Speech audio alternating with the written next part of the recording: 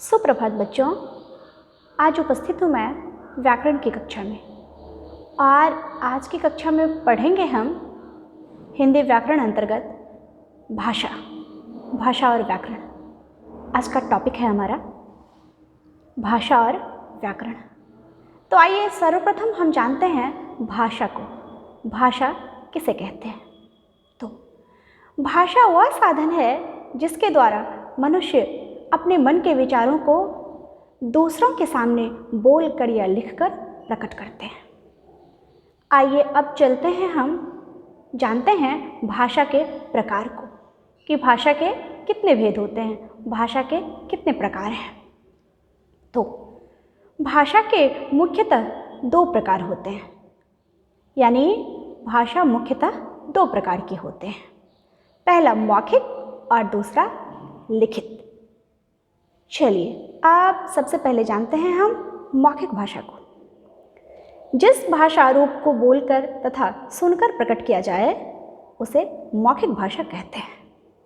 अब जानते हैं हम लिखित भाषा को। जिस भाषा रूप को लिखकर तथा पढ़कर प्रकट किया जाए उसे लिखित भाषा कहते हैं। तो भाषा को जाना हमने और जाना भाषा के प्रकार को। आइए अब जानते हैं हम मातृभाषा को। मातृभाषा किसे कहते हैं?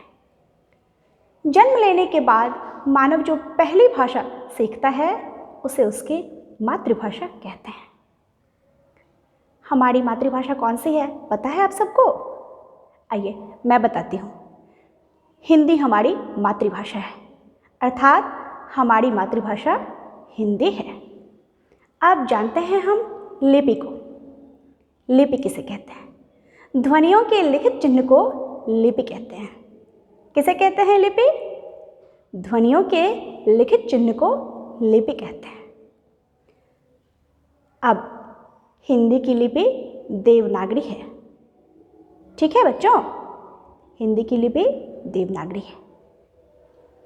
अब जानते हैं हम व्याकरण को, कि व्याकरण किसे कहते हैं।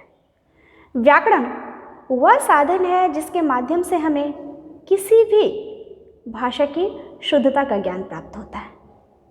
यानी व्याकरण वह साधन है जिसके माध्यम से, जिसके द्वारा हमें किसी भी भाषा की शुद्धता का ज्ञान प्राप्त होता है।